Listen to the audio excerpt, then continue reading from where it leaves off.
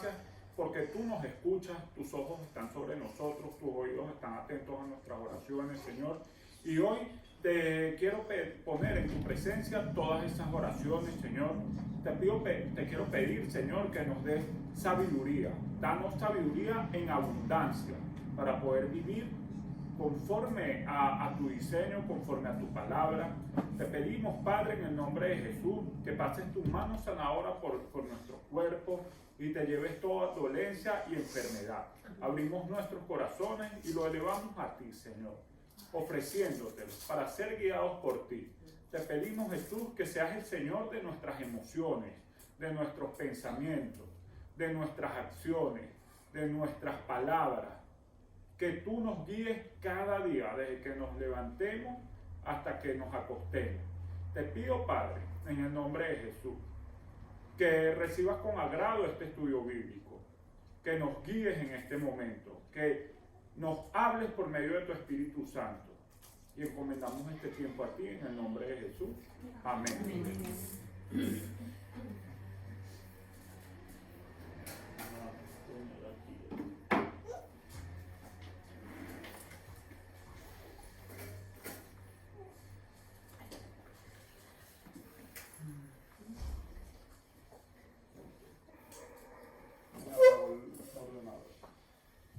Yo vengo en un momento, ¿vale? Tengo que ir a la Pero vuelves, ¿no? Sí, tengo que ir a Vale, bueno, hoy vamos a hablar de la carta de Primera de Tesalonicenses, ¿no? En esa carta vamos a poner un poco del contexto. Vamos a hacer hoy más de un estudio bíblico.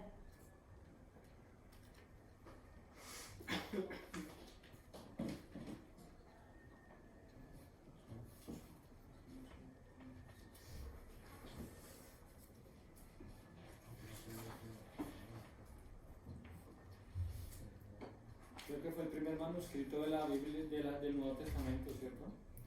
Sí. Vamos a...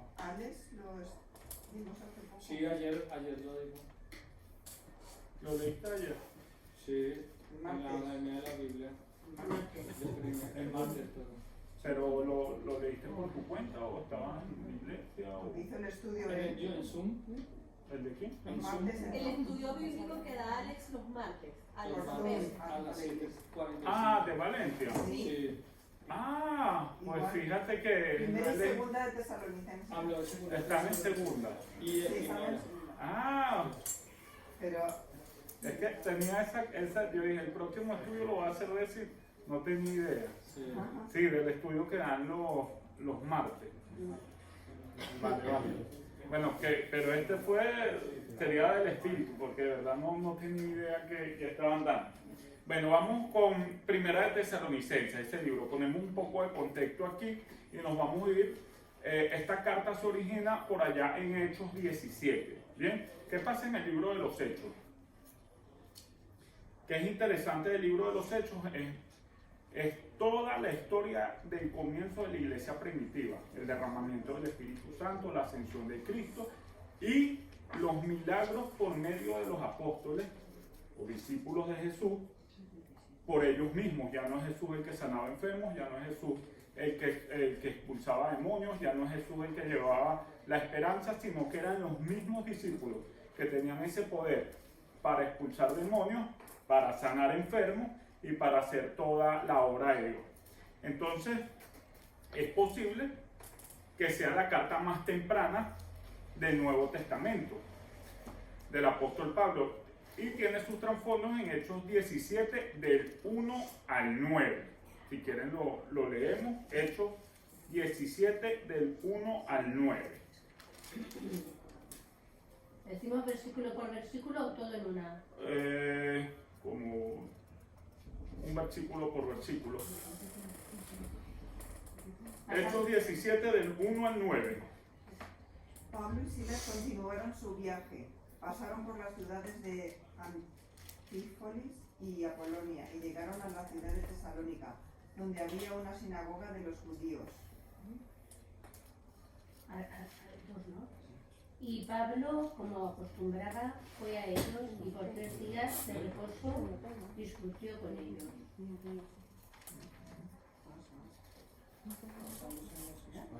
Sí, el 3. Ah, Sigue el el 3. Ah, ¿yo? ¿Era hecho qué? Hechos 17. El 3. 17. Va el 3. 17 del 1 al 9. Ahora es el 3. Vamos en el 3. Dilo tú mismo. Si quiere, el que lo tenga que siga. Les explicaba y demostraba que era necesario que el Mesías padeciera y resucitara. Les decía, este es el Jesús que les anunció, es el Mesías. Algunos de los judíos se convencieron y se unieron a Pablo y a Silas, como también lo hicieron un buen número de mujeres prominentes y muchos griegos que adoraban a Dios. Pero los judíos, llenos de envidia, llevaron a algunos hombres malvados de la plaza pública. Organizaron una turba y alborotaron la ciudad, y asaltando la casa de Jason, procuraban sacarlos al pueblo. Pero no hallándolos, trajeron a Jasón y a algunos hermanos ante las autoridades de la ciudad, gritando: estos que trastornan el mundo entero también han venido acá. 7.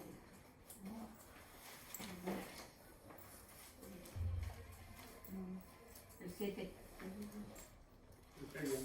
Y Jasón los ha recibido en su casa.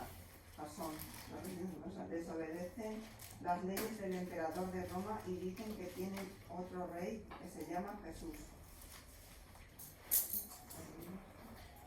Entonces, Al oír esto, la multitud y las autoridades de la ciudad se alborotaron. Pero bueno. Entonces estas exigieron fianza a Jasón y a los demás para dejarlos en libertad. o sea, aquí vemos, este es el preámbulo de la carta a los tesalonicenses. Estamos ahora mismo en esto. El Señor ascendió al cielo. Hubo el derramamiento del Espíritu Santo. La iglesia primitiva comienza a hablar en lenguas, la gente empieza a hacerle fiel a Cristo, los apóstoles hacen milagros, pasa el tiempo, Saulo está matando cristianos y tiene un encuentro con el Señor Jesús, se va 3 días, después vino Ananías, le pone las manos, se le caen las escamas y se convierte ahora Pablo en el apóstol de los gentiles. Y este pedacito de Hechos 17 del 1 al 9 que acabamos de leer es una porción del comienzo de las misiones y de los viajes misioneros fuera de Jerusalén, que es el apóstol Pablo a llevarle el evangelio a las naciones. Ahí tenemos Pablo en Tesalónica, en este mismo capítulo, después viene en Berna y después viene en Atenas, si no me equivoco. Los que hay allí, ¿qué vemos de Pablo y de Silas? Pablo se va acompañado, y generalmente es un principio de Jesús, él manda de 2 en 2, ¿no?, a predicar. Y vemos que aproximadamente dura un mes hablándole a las personas en Tesalónica. Y durante ese mes que Pablo dura en Tesalónica, sin antes haberlo conocido, lo habían escuchado, muchas de ellas se comprometieron con él, dando origen a la primera comunidad de iglesias en Tesalónica.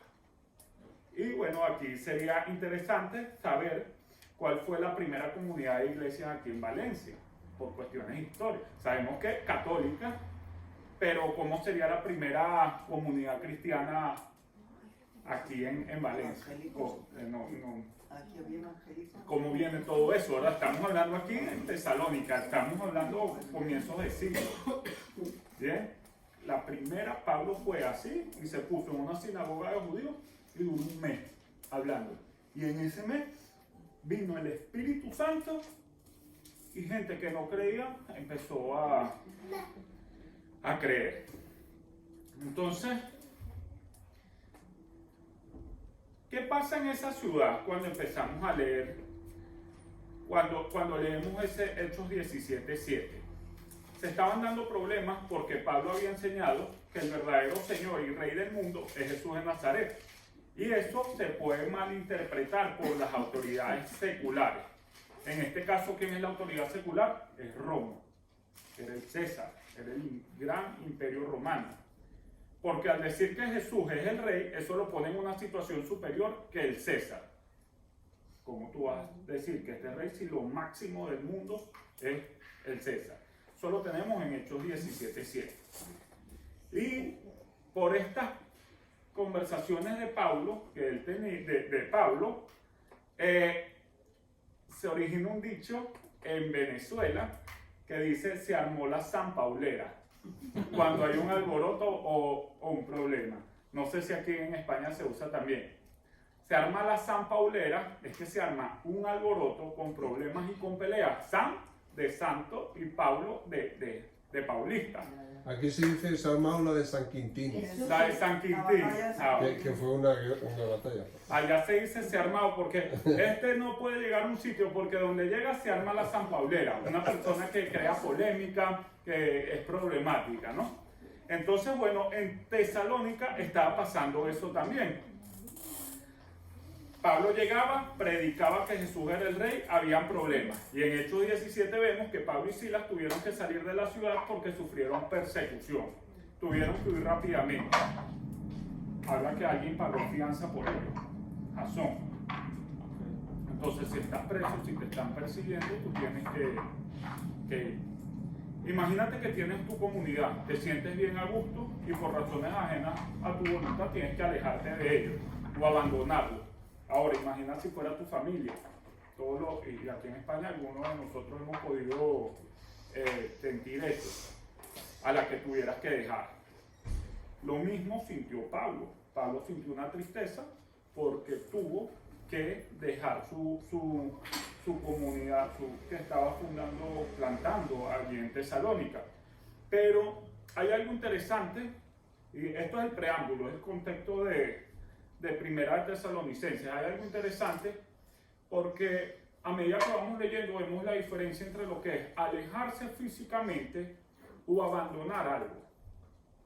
Entonces nosotros vemos que Pablo se aleja físicamente, pero no los abandona.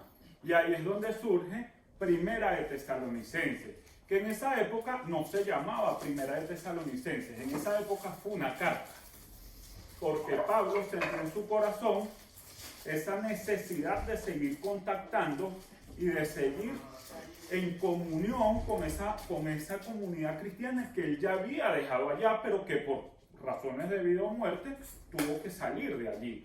Entonces, Primera de Tesalonicenses es el intento de Pablo de seguir en contacto con sus hermanos en Cristo que lo habían tenido allá. Y a medida que vayamos leyendo, vamos a ver el tipo de relación que Pablo tenía con estas personas de allí. Entonces, fíjense bien, Pablo se aleja físicamente, pero no los abandona. Porque cuando nosotros nos alejamos de algo, pero si seguimos en contacto por cualquier vía de comunicación, y ahora con tantas maneras de comunicarnos que hay ahora mismo, no se abandona. Entonces, dicho este contexto, podemos ver que Primera de Tesalonicenses es el intento de Pablo de volver a conectarse con los cristianos de Tesalónica. Por allí en el capítulo 3 o 4, Pablo envía a Timoteo y recibe un informe diciendo que estaban muy bien y que estaban floreciendo a pesar de que estaban sufriendo persecución. Y cuando les digo persecución, no es de que se burlaban de ti. Cuando hablamos de persecución es golpes, asesinatos, que te meten preso. Y a pesar de eso, Timoteo les dice, estamos muy bien. La gente le dice a Timoteo, estamos muy bien, estamos contentos. ¿Sí? En base a eso,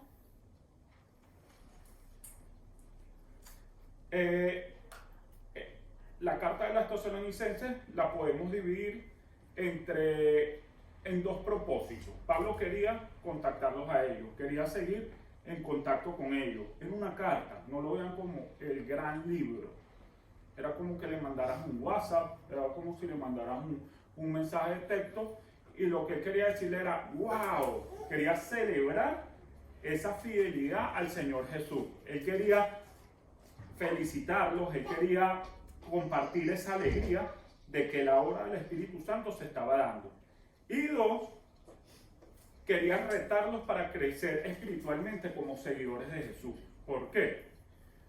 Porque bien, sí, Pablo, estamos bien, le dicen a Timoteo, todo va bien, pero tenemos ciertos problemas, nos están persiguiendo, nos están matando, nos están tal, y ahí venían las pruebas. Entonces ahí lo vemos. Pablo celebra el esfuerzo y la fidelidad de los creyentes de Tesalónica para mantenerse fieles a Jesús del capítulo 1 al 3 y los reta para crecer espiritualmente del capítulo 4 al 5. Ahora, es importante que veamos la forma en cómo se desarrolla la comunicación de Pablo durante esa carta. Bien, la comunicación con los creyentes de Tesalónica se mantiene mucho con el tema de oración. Y me gusta eso porque se ve que Pablo no se mantiene como en su autosuficiencia. Él empieza las cartas con unas oraciones de acción de gracia y a medida que sigue comunicándose con ellos, hace otra oración de resistencia a las pruebas, intercede por ellos para que Dios les dé resistencia en las pruebas y las persecuciones y finaliza lo que les tiene que decir con una oración de esperanza. Solo tenemos capítulo 1 al 1 al 5, los vamos a ir leyendo ahora. Una resistencia a las pruebas y persecuciones, del capítulo 3 del 11 al 13 y la esperanza del 5 al 23 al 28. Entonces aquí vemos, me gusta ver esto porque Pablo, uno se hace una idea de Pablo, de un hombre poderoso, de un hombre inteligente, de un hombre culto, de un hombre educado, de un hombre que tuvo lo mejor del mundo de ese momento, porque él tuvo el privilegio de disfrutar lo mejor del mundo de ese momento, a los pies de Gamaliel. Las instalaciones donde estudiaría, donde comería, donde se movería, serían de las mejores de ese momento, pero vemos a un líder humilde de la iglesia, en el que reconoce que por sus propias fuerzas no puede y ora. Él le entrega todo eso al Señor. Él no cree que por sus propias fuerzas va a lograrlo, sino que, uno al orar, nosotros personalmente al orar, esto es un acto de adoración porque estamos reconociendo, Señor, esto lo puedes hacer tú, sin tus fuerzas yo no puedo hacerlo.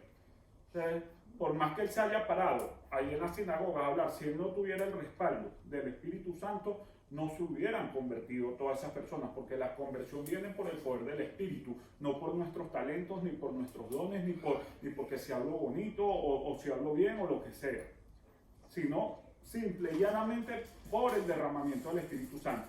Y el derramamiento del Espíritu Santo viene por la oración. Si no, pregúntenle a Jesús cuántas veces no oró para poderse ir y no dejar solo a los discípulos. Y es necesario que me vaya para que el Consolador venga. Pero Jesús oró todos los días, me imagino yo que oraría. Entonces, vemos cualidad de un líder de una comunidad cristiana. Depende primeramente de Dios y todos los asuntos los pone en oración. El saludo lo pone en oración. Los problemas los pone en oración y las respuestas las pone en oración. Su vida se basa en oración. Una oración alineada a la vida del Espíritu Santo, no a sus propios deseos. Entonces, voy a leer yo aquí para irle dando, empezamos con 1 de Tesalonicenses 1, del 1 al 5. Salutación, Reina Valera del 60. O si quieren les pongo otra versión. Ok. Salutación, Pablo, Silvano y Timoteo a la iglesia de los tesalonicenses en Dios, Padre y en el Señor Jesucristo. Gracia y paz sean a vosotros de Dios nuestro Padre y el Señor Jesucristo. Damos siempre gracias a Dios por todos vosotros, haciendo memoria de vosotros en nuestras oraciones, acordándonos sin cesar delante del Dios y Padre nuestro de la obra de vuestra fe, del trabajo de vuestro amor y de vuestra constancia en la esperanza en nuestro Señor Jesucristo. Porque conocemos, hermanos amados de Dios, vuestra elección, pues nuestro evangelio no llegó a vosotros en palabras solamente, sino también en poder, en el Espíritu Santo y en plena certidumbre, como bien sabéis cuáles fuimos entre vosotros por amor de vosotros. Entonces, aquí vemos cómo es el amor de Pablo. Habla de su agradecimiento al Señor por cómo eso que Él sembró allí está floreciendo y celebra la fe de ellos. No se hace la vista gorda, ah, no, bueno, sí, eso fue porque les hablé yo y tal, yo me lo imaginaba, no, celebra, qué bueno que estás creciendo, qué bueno que estás siguiendo adelante, qué bueno que has decidido seguir a Jesús porque es la mejor decisión que has tomado en tu vida. Entonces luego pasamos seguimos leyendo el 6 al 10. Y vosotros vinisteis a ser imitadores de nosotros y del Señor, recibiendo la palabra en medio de gran tribulación, con gozo del Espíritu Santo. De tal manera que habéis sido ejemplo a todos los de Macedonia y de Acaya que han creído, porque partiendo de vosotros ha sido divulgada la palabra del Señor, no solo en Macedonia y Acaya, sino que también en todo lugar vuestra fe en Dios se ha extendido, de modo que nosotros no tenemos necesidad de hablar nada, porque ellos mismos cuentan de nosotros la manera en que nos recibisteis y cómo convertisteis de los ídolos a Dios, para servir al Dios vivo y verdadero, y esperar de los cielos a su Hijo, al cual resucitó de los muertos, a Jesús, quien nos libra de la ira venidera. Wow. Entonces, aquí del 6 al 10 vemos los frutos de la conversión de las personas. Gente que se convirtió, dice que se convirtió de los ídolos al Dios vivo y verdadero. Y no solo eso, sino que están creyendo que va a venir Jesús del cielo a la tierra a librar a todos. Este es el fruto. En esta época me imagino que dirían que estaban locos. Entonces, pero para que podamos entender cómo, porque a lo mejor lo leemos y no lo internalizamos, debemos irnos a Tesalónica y ser un tesalonicense. Estamos en un lugar en el que ese sitio era gobernado por el Imperio Romano. Y el Imperio Romano era un imperio que era sometedor. ¿Bien? Era una cultura que eran politeístas e idólatras. Y no solo eso, era una cultura que estaba gobernada por las instituciones y prácticas que honraban a los dioses griegos y romanos. Eso quiere decir que la idolatría y todas estas prácticas que se alejan de Dios eran ley. Entonces, si tú quieres cumplir con la ley, tienes que adorar a los ídolos griegos y los romanos. ¿Por qué? Porque si tú no cumples con esa ley, puedes ir preso, te tiran de tu casa, no comes, o sea, se transforma en sanciones porque así es la vida. El que quiebra la ley llevará su sanción. Entonces, vemos ahí desde el 1 Tesalonicenses 1, el 6 al 10, los frutos de la conversión de los cristianos en medio de ese ambiente que ellos vivían. O sea, no era fácil. O por lo menos para mí no era fácil, humanamente hablando. Pero dice que se extendía, ¿no? Que se estaba extendiendo todo el evangelio. Y no solo eso, sino que ahí me llamó la atención. No se mantuvieron escondidos, sino que dieron testimonio y llegaron a expandir el evangelio a Macedonia y Acaya. Pablo no tuvo que estar ahí. Ellos mismos fueron autónomos en transmitir el mensaje. Fueron discípulos. Entonces Pablo fue un discípulo de Jesús que hizo discípulos, que hizo discípulos y que hizo discípulos. El poder del Espíritu Santo de la iglesia primitiva. Aquí está empezando la iglesia primitiva. ¿Cómo empiezan las comunidades? Por el poder del Espíritu Santo, no por un predicador que hablará muy bien, sino por el poder del Espíritu Santo. Porque las personas se convierten y aceptan a Cristo inexplicablemente, sin lógica, es por el poder del Espíritu Santo. Entonces, Pablo celebra cómo se convirtieron de los ídolos para servir al Dios vivo y verdadero y con emoción a esperar al Hijo de Dios que viene del cielo. O sea, son dos cosas, abandonan las viejas prácticas pero tienen una esperanza. Y ustedes saben lo que es ir a contracultura. ¿Ustedes alguna vez han ido a contracultura? Contracultura quiere decir que tú estás en un trabajo y a mí no me parece como se hacen las cosas aquí. Las voy a hacer así. ¿Qué se transforma eso? Que te tiren, en que tus compañeros de trabajo no te quieran, o te hagan la vida difícil, o que tu jefe te haga hasta que tú decidas renunciar. Porque si te tiran, te tienen que pagar, pero si tú renuncias, no te tienen que pagar nada.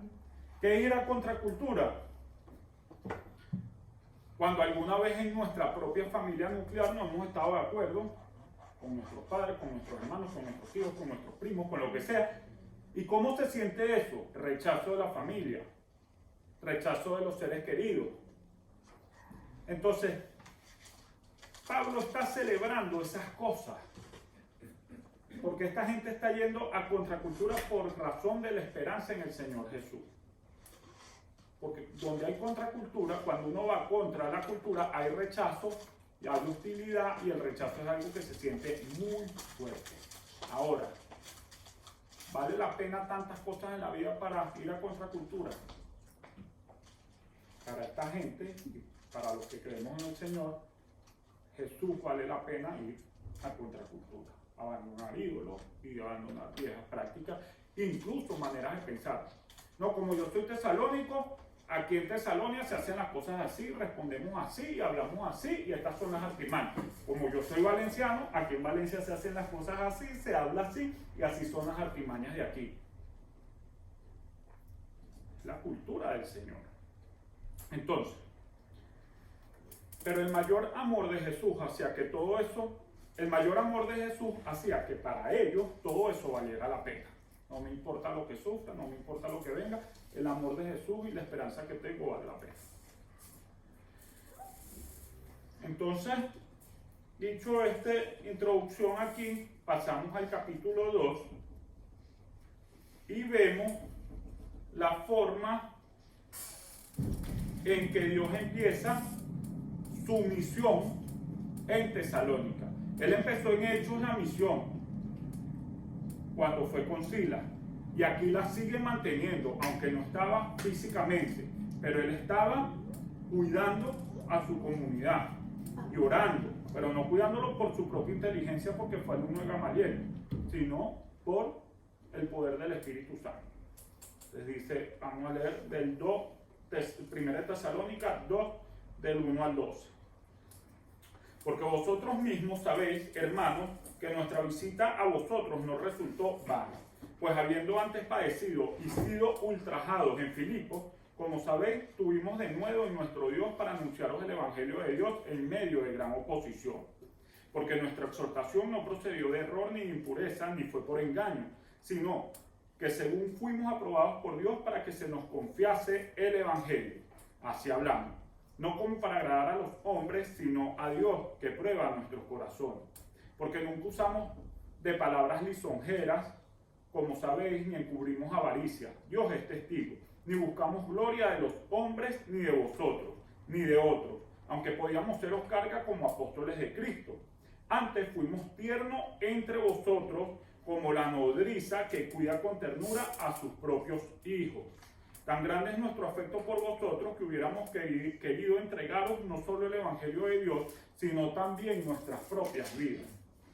Porque habéis llegado a sernos muy queridos. Porque os acordáis, hermanos, de nuestro trabajo y fatiga, como trabajando de noche y de día para no ser gravosos a ninguno de vosotros, os predicamos el Evangelio de Dios. Aquí la versión... Pero para no ser gravosos es para no ser carga, para que del trabajo de ustedes y del dinero de ustedes no tuvieran que pagarnos nuestra manutención, es lo que le está diciendo. Nosotros decidimos trabajar de día y de noche y compartir el Evangelio para que ustedes tengan una experiencia agradable. Vosotros sois testigos, y Dios también, de cuán santa, justa e irreprensiblemente nos comportamos con vosotros los creyentes. Así como también sabéis de qué modo, como el Padre a sus hijos, exhortábamos y consolábamos a cada uno de vosotros. Y os encargábamos que anduvieseis como es digno de Dios, que os llamó a su reino y gloria. O sea, aquí, del 1 al 12, podemos ver que Pablo hizo relaciones auténticas amistades verdaderas. Los vínculos que él está ahí hablando son vínculos muy íntimos. Se está relacionando con ellos como de padre a hijo, que ellos lo trataron muy bien a él y que él se entregó como una madre y como un padre para ellos. Entonces Pablo los está viendo como sus hijos espirituales. Fue un hombre que no tuvo hijos biológicos, que yo sepa, pero tuvo demasiados hijos espirituales. Y él, esas comunidades los veía como yo puedo ver a Anastasia ahorita, que es mi hija, y está allá con su madre. Se entregó, o sea, se embarazó de esos hijos espirituales, los cuidó, los exhortó y los llevó, como dice la Biblia, los hijos son como una flecha, van hacia donde los dirija. Y él se encargó de dirigir esta comunidad de Tesalónica a la gloria de Dios. ¿Qué nos enseña Pablo aquí? Aquí nos enseña el verdadero liderazgo cristiano. Que el verdadero liderazgo cristiano no se trata de poder ni de influencia. No se trata del título que yo tengo. No se trata del dinero que yo tengo o del trasfondo que yo tengo. Que podemos tenerlo, no, este es líder porque fue a la universidad no sé qué, porque la familia es de no sé qué, es del linaje de es de este apellido o tal y pascual. No, aquí Pablo nos enseña que el liderazgo cristiano no se trata de ese poder ni de la influencia. Se trata de relaciones saludables entre los miembros de la comunidad y de servicio humilde y amoroso. Repito, el liderazgo cristiano se trata de mantener una relación saludable contigo, una relación en la que si tenemos problemas los resolvemos, una relación en que si tenemos necesidades nos apoyamos, una relación en que somos intencionales en amarnos unos a otros, nos tratamos, nos hablamos y tratamos de llevar la vida con servicio humilde y amoroso. Eso podemos verlo aquí a Pablo, porque el apóstol Pablo tenía de todo para ser déspota y para ser un tipo, bueno, obviamente soy Pablo, tienen que seguir, lo tenía todo, para hacer uso de su posición y de todo el background que traía de su vida. Pablo no se estaba diciendo, yo soy el apóstol elegido del Señor. A mí Jesucristo mismo me bajó del caballo, Pablo no se jactó de eso para decir, para liderarlos a ellos, ni diciendo que era pupilo de Gamaliel. No, ustedes me tienen que escuchar porque a mí me enseñó Gamaliel, que era uno de los mejores maestros de la ley de esa época. Ni tampoco tenía la doble intención de disminuir a los demás con su conocimiento. Él sabía que era un tipo inteligente y que sabía mucho, pero la forma en que él se relacionaba de una manera humilde y horizontal no hacía que las personas se alejaran porque no, él es muy inteligente, él es un gurú de la Biblia, no puedo estar, no, él no se valió de eso. No disminuyó a nadie porque se sabía las escrituras de rollo a rollo, porque en esa época se escribían en rollo. En este momento diríamos que no despreció a nadie ni lo disminuyó porque se supiera la Biblia de tapa a tapa, que tenemos ahora el libro. Ya la sabía 100 veces, pero eso no le daba la tapa. Es amor, es humildad, es el liderazgo cristiano. De la iglesia primitiva, son las bases de la iglesia primitiva. Lo tuvo Pedro y lo tuvieron todos guiados por el Espíritu Santo en ese momento. ¿Qué pasa? Si volvemos al libro de Hechos, vemos que se convertían 5.000, 2.000, y las primeras etapas de la iglesia primitiva se convirtió demasiada gente. Pero desde esa iglesia primitiva hasta el sol de hoy, los índices de conversiones no son los mismos. ¿Por qué?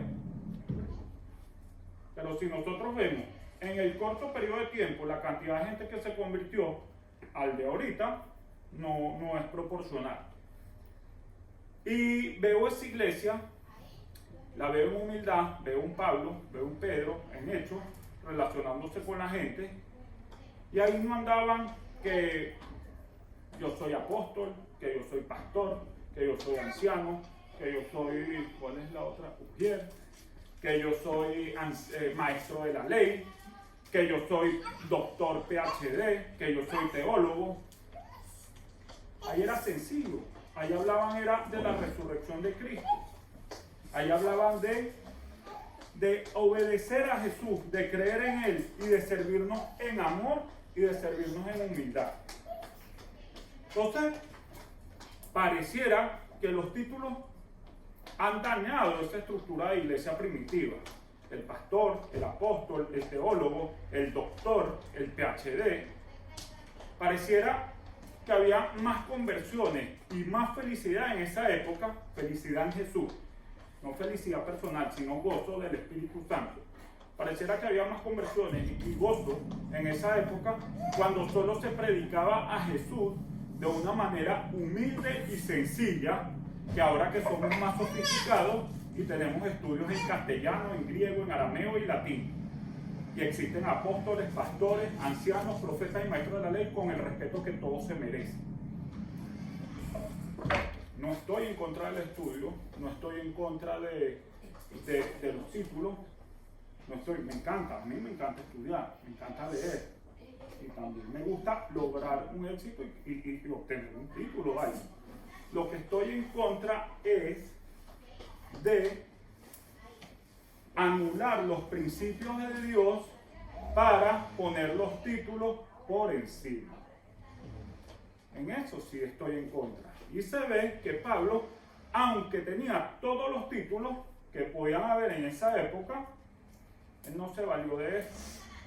Y se construyó una iglesia primitiva basada en el amor y en el gozo de Jesucristo.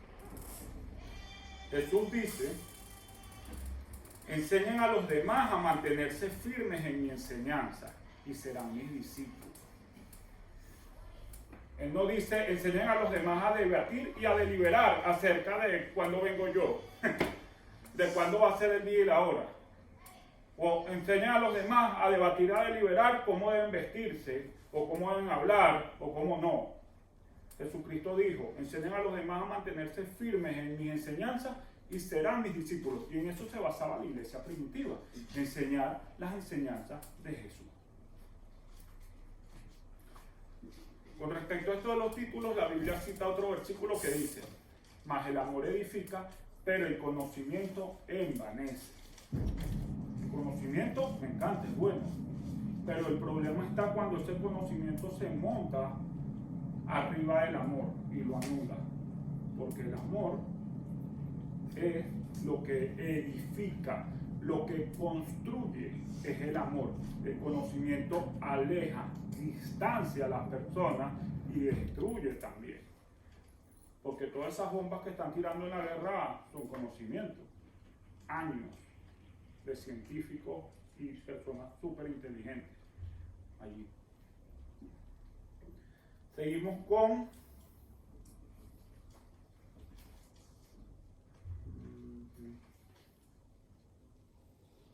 seguimos leyendo del 13 al 16. Sí, del 13 al 16. Por lo cual también nosotros, sin cesar, damos gracias a Dios de cuando recibisteis la palabra de Dios que oísteis de nosotros. La recibisteis no como palabra de hombres, sino según es en verdad la palabra de Dios, la cual actúa en vosotros los creyentes. Porque vosotros, hermanos, vinisteis a ser imitadores de las iglesias de Dios en Cristo Jesús que están en Judea. Estamos hablando de las de Pedro. Pues habéis padecido de los de vuestra propia nación las mismas cosas que ellas padecieron de los judíos, los cuales mataron al Señor Jesús y a sus propios profetas, y a nosotros nos expulsaron y no agradan a Dios, y se oponen a todos los hombres, impidiéndonos hablar a los gentiles para que estos se salven. Así colman ellos siempre la medida de sus pecados, pues vino sobre ellos la ira hasta el extremo. Aquí muestra que Pablo les está diciendo que vivir en Jesús o creer en Jesús va a traer sufrimiento y va a traer rechazo, pero que se alegren porque están participando en la vida y obra de Jesús. Cuando sufrimos por el Señor Jesús, estamos participando en su sufrimiento y en su obra. Entonces tenemos que saber que los que decidimos seguir a Jesús vamos a recibir hostilidad y rechazo, unos en menor medida que otros. A lo mejor a nosotros aquí en España nos pueden decir, ya llegó a hablar, pero en China o en otros sitios los matan, tienen que estar abajo en las alcantarillas, qué sé yo. Luego seguimos. Vemos ahora ausencia de Pablo de la iglesia. Seguimos del 2, del 17 al capítulo 3:10, vamos a leer allí. Ausencia de Pablo de la iglesia. Pero nosotros, hermanos, separados de vosotros por un poco de tiempo de vista, pero no de corazón, tanto más procuramos con mucho deseo ver vuestro rostro, por lo cual quisimos ir a vosotros, yo Pablo, ciertamente una y otra vez. Pero Satanás nos estorbó. ¿Por qué? ¿Cuál es la esperanza o gozo o corona de que me gloríe? ¿No lo sois vosotros delante de nuestro Señor Jesucristo en su venida? Vosotros sois nuestra gloria y gozo. Por lo cual, no pudiendo soportarlo más, acordamos quedarnos solos en Atenas y enviamos a Timoteo, nuestro hermano, servidor de Dios y colaborador nuestro en el Evangelio de Cristo, para confirmaros y exhortaros respecto a vuestra fe, a fin de que nadie se inquiete por estas tribulaciones, porque vosotros mismos sabéis que para esto estamos puestos. Porque también estando con vosotros os predecíamos que íbamos a pasar tribulaciones, como ha acontecido y sabéis. Por lo cual también yo, no pudiendo soportar más, envié para informarme de vuestra fe, no sea que os hubiese tentado el tentador y que nuestro trabajo resultase en vano. Pero cuando Timoteo volvió de vosotros a nosotros y nos dio buenas noticias de vuestra fe y amor, y que siempre nos recordáis con cariño, deseando vernos, como también nosotros a vosotros, por ello, hermanos, en medio de toda nuestra necesidad y aflicción, fuimos consolados de vosotros por medio de vuestra fe. Porque ahora vivimos si vosotros estáis firmes en el Señor. Por lo cual, ¿qué acción de gracias podremos dar a Dios por vosotros, por todo el gozo con que nos gozamos a causa de vosotros delante de nuestro Dios? Orando de noche y día con gran insistencia para que veamos vuestro rostro y completemos lo que falte a vuestra fe. Aquí vemos la misión. Pablo está allá, quiere ir, no puede. ¿Por qué? No le dan los papeles, le cayó mal al guardia que estaba allí y cuando llegó que iba a pasar la alcabala le dijo, no, tú te devuelves para tu casa. Le pasarían mil cosas, pero él estaba con esa inquietud. Bueno, yo no puedo entrar. ¿Quién de aquí puede entrar? Tony, ve para allá y dime cómo está esa gente. Preguntando, le mando un mensaje, le vas a decir que se mantengan firmes en el Señor, que mantengan la esperanza, que mantengan la alegría, que aquí estamos orando por ellos de día y de noche, que no están solos. No hubo excusas para que él no tuviera contacto con ellos. No lo tuvo físico, pero sí estuvo allí con ellos en el espíritu. Pablo se preocupa por los creyentes y envió una misión por medio de Timoteo para ver cómo estaban. Envió una misión para ver cómo estaban. Estaban bien a pesar de que los habían golpeado. Y quién sabe qué otras cosas, apresados, psicoterror. Me imagino que Timoteo se quedaría, wow, ¿esto será cierto o no? Dios existe. Porque a veces nosotros creemos de boca que Dios existe, pero cuando vemos cosas así, conversiones, yo me sigo sorprendiendo. Digo, Dios existe. Eso anima. Ellos querían ver a Pablo.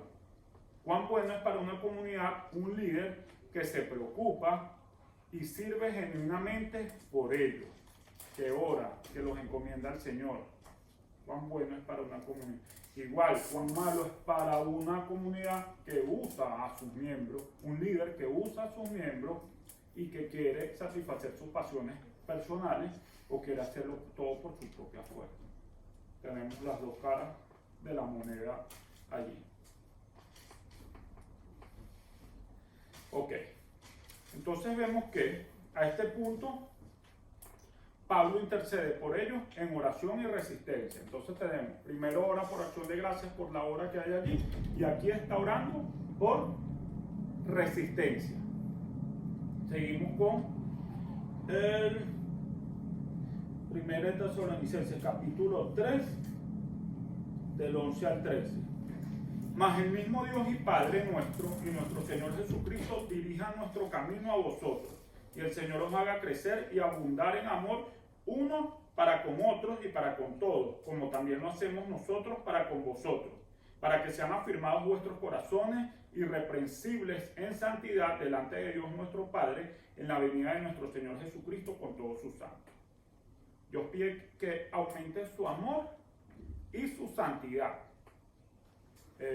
Pablo pide que se aumente el amor y la santidad, dos cosas necesarias e imprescindibles de los discípulos de Jesús que somos nosotros. Que abunde el amor y que seamos santos porque Dios es santo. Y santo significa íntegro en todo, en nuestra forma de hablar, en nuestra forma de pensar, en nuestros gustos, en nuestra vida. Vemos que necesitamos la ayuda de Dios y hay que pedir en intercesión por estas cosas. El amor y la santidad son buenos temas de oración en los cuales debemos perseverar. ¿Cuántos hemos pedido amor y santidad ahí en esas peticiones de oración? O a lo mejor no para decirlas aquí, porque hay peticiones de oración que son de nosotros y no estamos obligados a decir en público nuestras oraciones tampoco. Pero ¿cuántos han pedido que aumente el amor y la santidad en nuestro cuarto, en lo privado, donde nadie nos ve, donde estamos solos con el Señor? Bien. Entonces son buenos temas de oración por los cuales debemos no pedir, sino perseverar. Así como perseveramos en la salud, en la provisión. Señor, dame salud, es bien. Señor, dame provisión, Señor, dame papeles. Pero Dios en realidad quiere que ores por amor y por santidad, porque eso te va a traer salud, eso te va a traer provisión y eso te va a traer lo que necesites. En este caso serían los papeles. Amor y santidad. Tú oras para ser puro, para mantenerte en santidad. Si no es así, pues debes empezarlo a hacer, porque por tus fuerzas no podremos, por nuestras propias fuerzas no podremos ni amar, ni tampoco podremos mantenernos santos. Con esto vienen los retos de Pablo a los tesalonicenses. Pablo habla de santidad. Vamos a leer 4 del 1 al 8. Por eso estoy leyendo yo la Biblia para tratar de hacerlo un poco más. La vida que agrada a Dios. Por lo demás, hermanos, os rogamos y exhortamos en el Señor Jesús que de la manera que aprendisteis de nosotros, como conviene conduciros y agradar a Dios, así abundéis más y más.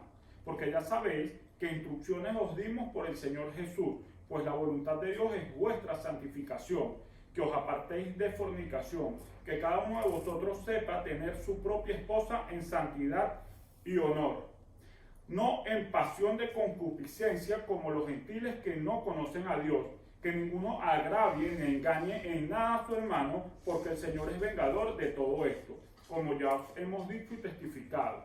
Pues no nos ha llamado Dios a inmundicia, sino a santificación. Así que el que desecha esto, no desecha a hombre, sino a Dios, que también nos dio su Espíritu Santo. Entonces vemos algo aquí. ¿Por qué Pablo está hablando de la fornicación? Está hablando de todas esas cosas. Vamos a volver a Tesalónica y nos sentamos ahí con la tierra en los pies. Y estamos hablando de un imperio romano. Estamos hablando donde la prostitución era una práctica magnífica, honorable, donde estamos hablando que las prostitutas eran enviadas de los dioses y que la fornicación con esas prostitutas te llenaba de poder o te ponía bien con esos dioses. Entonces estamos viendo que la prostitución se veía como una práctica. El contexto de esa época, la prostitución era una práctica solemne y necesaria porque era adoración para los dioses romanos. Entonces vemos que el tema sexual es un tema profundamente espiritual y no solo en el plano carnal. Cuando fornicamos, cuando estamos en inmoralidad sexual, creemos que estamos dando una alegría al cuerpo y que queda fuego carnal, pero no. Es algo que es profundamente espiritual. Y otras partes de la palabra dice, no unáis a Dios con una prostituta. Porque cuando nosotros nos unimos con mujer o las mujeres con hombres, se están fundiendo en el Espíritu. Y si tenemos el Espíritu de Dios y el Espíritu Santo que vive dentro de nosotros, están uniéndolo con una persona que no es tu esposa. Dios diseñó el sexo para el matrimonio, no para cualquier persona. La inmoralidad sexual, aparte de eso, Dios Pablo lo cuida porque la inmoralidad sexual está comprobado ahora con la ciencia y con todos los psicólogos y todo eso, que la inmoralidad sexual destruye y deshonra a las personas y su dignidad. Cuando una persona está en inmoralidad sexual ya cree que no tiene más remedio y asimismo cae en una espiral descendente y se daña. Entonces, Pablo alienta a que los cristianos formen una buena reputación y un buen testimonio. Seguimos leyendo el capítulo 4 del 9 al 12. Pero acerca del amor fraternal no tenéis necesidad de que os escriba, porque vosotros mismos habéis aprendido de Dios que os améis unos a otros. Y también lo hacéis así con todos los hermanos que están por toda Macedonia. Pero os rogamos, hermanos, que abundéis en ellos más y más, y que procuréis tener tranquilidad y ocuparos en vuestros negocios, y trabajar con vuestras manos de la manera que os hemos mandado, a fin de que os conduzcáis honradamente para con los de afuera y no tengáis necesidad de nada. ¿Qué diferencia con la mayoría de los cristianos que existimos hoy? A veces hacemos cosas peores que las personas que no conocen a Dios y damos un mal ejemplo para los que aún no conocen a Dios.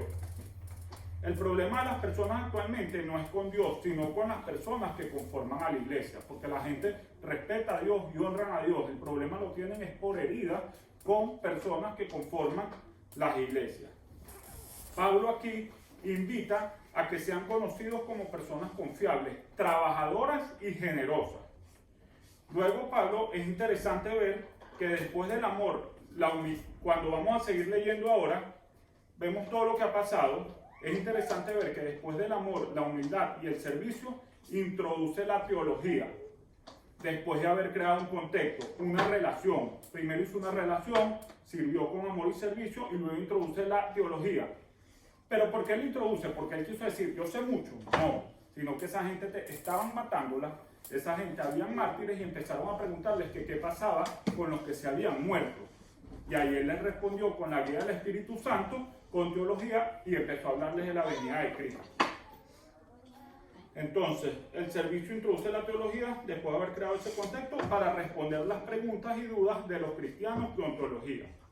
Es posible que algunos de Tesalónica murieron como mártires y les preocupa la vida eterna, pero no le pasa por encima a los principios de Dios de amor, humildad y servicio con la teología. Seguimos leyendo la venida del Señor.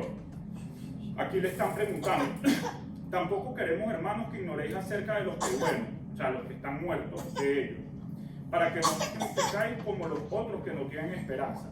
Porque si creemos que Jesús murió y resucitó, así también traerá Dios con Jesús a los que durmieron en él. Por lo cual os decimos esto en palabra del Señor, que nosotros que vivimos, que habremos quedado hasta la venida del Señor, no precederemos a los que durmieron.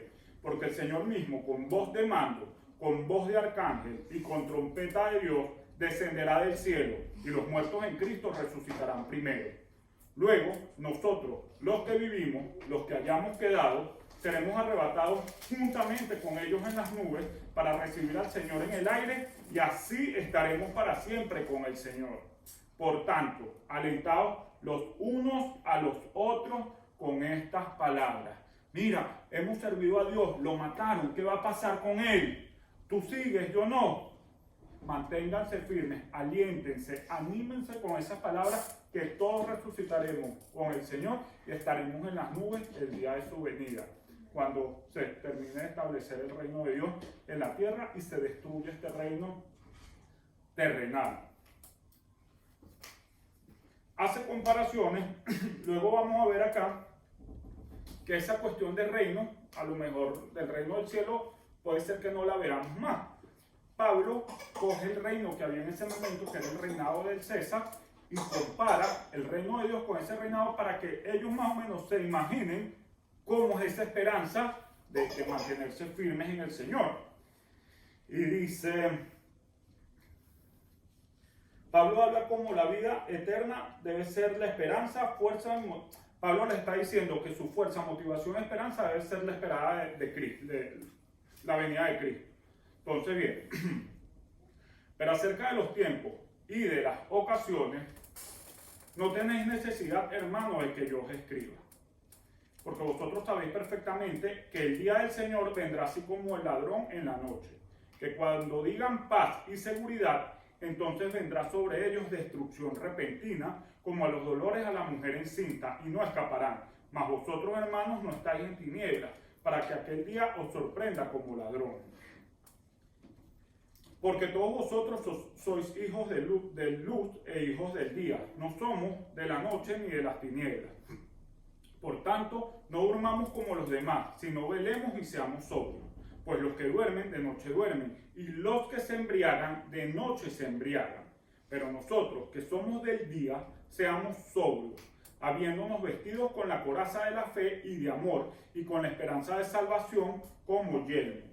Porque no nos ha puesto Dios para ira, sino para alcanzar salvación por medio de nuestro Señor Jesucristo, quien murió por nosotros, para que, ya sea que velemos o que durmamos, vivamos juntamente con Él. Que velemos, que estemos vivos, o que durmamos, que estemos muertos. Vivamos juntamente con Él. Por lo cual, animaos unos a otros y edificaos unos a otros, así como lo hacéis. Aquí Él está hablando de la paz, que el Imperio Romano decía que ellos ponían paz, pero Él está haciendo una distinción entre lo que es la paz del reino de Dios y lo que es la pax romana. La paz romana era una paz que era a punta de someter a la gente y de esclavizar. Luego, nos invita a vivir como si el regreso de Jesús ya hubiera sido, a pesar de la maldad a nuestro alrededor. Hay que mantenerse sobrios y alerta y dejar que la luz de Dios ilumine la tierra. Jesucristo dijo, somos la luz del mundo. Por último, cierra la conversación con una oración de esperanza para que Dios los mantenga santos y fieles mientras que Jesús llegue. Como conclusión, gracias.